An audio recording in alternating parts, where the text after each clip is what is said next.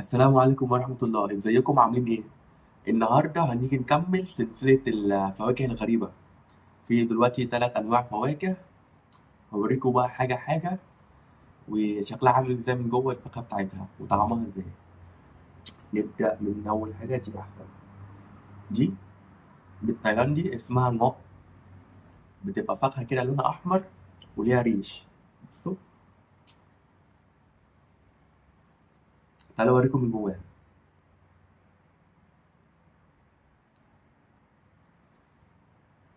هو القشر بتاعها ممكن يتفتح بالسنان يعني ومش ناشف، وممكن يتفتح. هو عامل زي الجلد كده القشر بتاعها. بصوا، مجلد كده عاملة الجلد. ودي الفاكهة بتاعتها من جوه، وبيبقى فيها بذر. دي الفاكهة بتاعتها، وبيبقى فيها بذرة من جوه.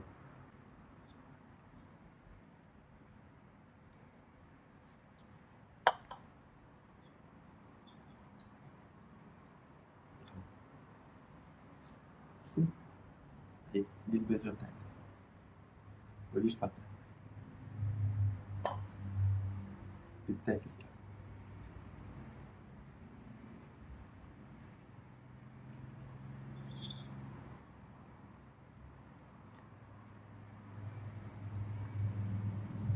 طعمها بيبقى مسكر، وفي طعم اللي هو بيئة شوية يعني في الآخر، شوية شوية صغيرة. ولما بتقعدها بيبقى فيها مية.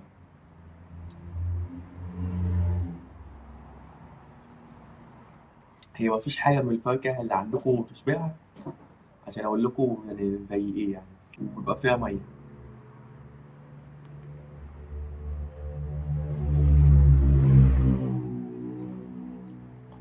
ده الشكل بتاعها. اسمها نوع من تايلاند. بعديها بقى، ده عامل زي العنب بس مش عنب. بالتايلاندي اسمه لانكong. شايفين؟ ده بيبقى بذرة بذرة كده. بتبقى دي بتبقى قشرة بتتفتح بقى كده.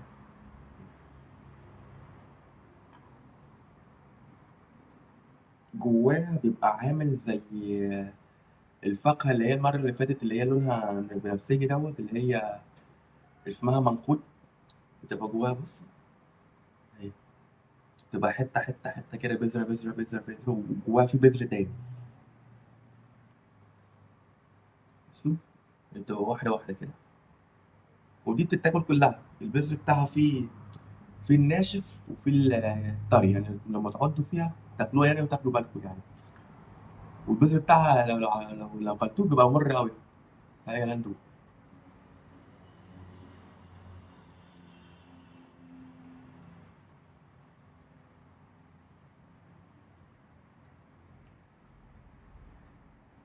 دي عاملة زي، مش مش عارف اوصفه. عاملة ازاي يعني، بس طعمها حلو. افتح لكم ده واحدة. بيبقى طعمها برضه كبيرة وليها ريحة. ليها ريحة في البق.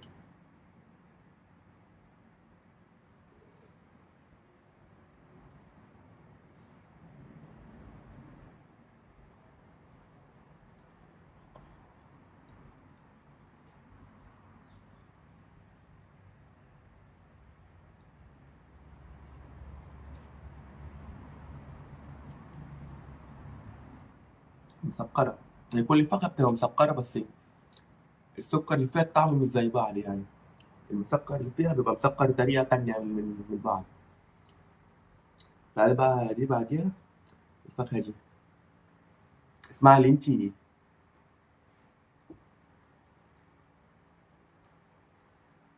من بره كده البتاع بتاعتها عامل زي الجلد الضفدع، اللي هي بيبقى فيها زي التراب دي. البتاع اللي بيبقى فيها نقط نقط نقط نقط دي يعني. بيبقى لونها أحمر. تفتحها، بس دي بيبقى فيها مية كتير في الفاكهة دي.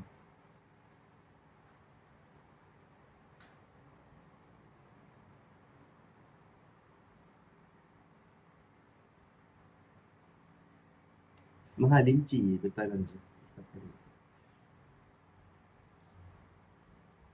الفاكهة دي بيبقى ليها الريحة بتاعتها تبقى حلوة.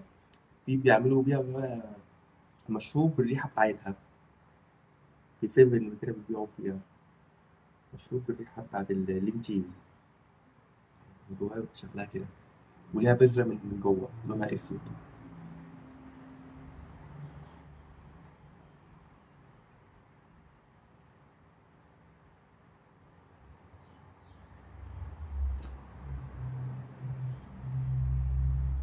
دي البذرة بتاعتها.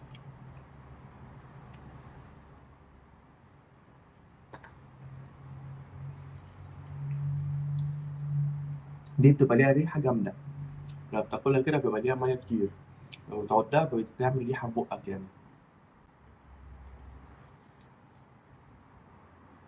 لما تيجوا تفتحوها ممكن تاخدوا بالكم لترتش، عشان المية بتاعتها فيها كتير، ممكن تدخل في عين يعني.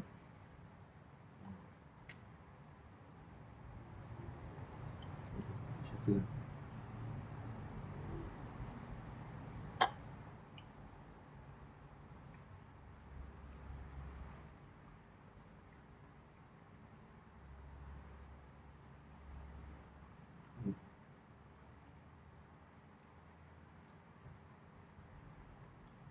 طعمها حلو، حلوة. دلوقتي بقى هوريكم على فاكهة اللي هي مشهورة في كل الدول، اللي هي البابايا، ولا في تايلاند اسمها ملكاو. دي لو استوت بتبقى فواكه، بس لو ما استوتش هنا بياخدوها يعملوا بيها سلطة اسمها سمتم. افتحها لكم واوريها لكم.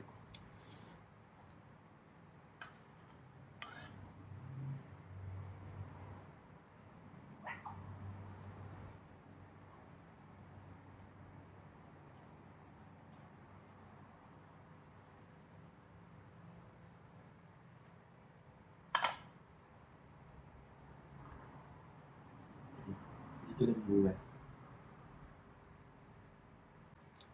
البذور اللي جواها دي ممكن تاخدوها تحطوها في ترموها في الأرض في الطينة يعني، وتطلع لكم شجر، تطلع بسهولة أوي.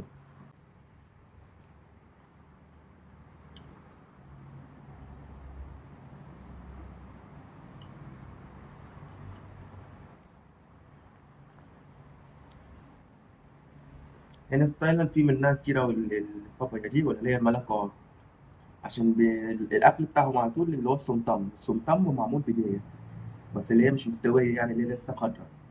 بيجيبوها ويقعدوا يعملوها، يقطعوها زي شعرية كده، ويعملوها سلطة اسمها سمتم، سلطة التايلاندية. تروح أي شارع أي مكان تلاقي محل سمتم بيبيع اللي هي الأكلة دي. فدي بقى هنا في منها كتير أوي.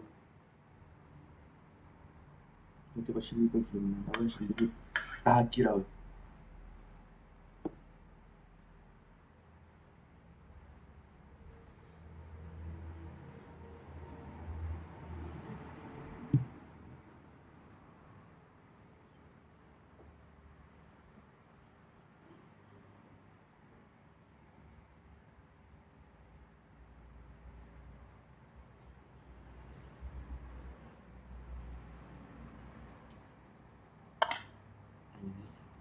الفاكهة بتاعتها دي بقى بتبقى مسكرة أوي، بس بيبقى ليها ريحة، بس مش ريحة حلوة يعني، بيبقى ريحة زي ريحة غريبة يعني، معرفش ريحتها بالنسبة لي يعني، بالنسبة لي ريحة مش حلوة يعني،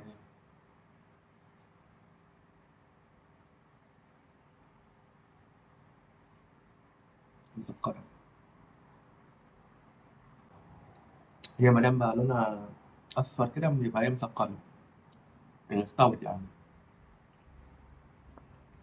بس معظم التلاجين مش بيحبوا ياكلوها كده، معظم مش بتستوي، بياكلوها يعملوها السلطة العادية.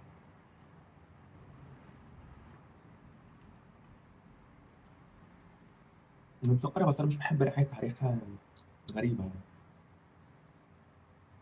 ريحتها مش شديدة أوي يعني، لازم تشمها بس، لما بتشمها بتبقى معرفش ريحتها غريبة.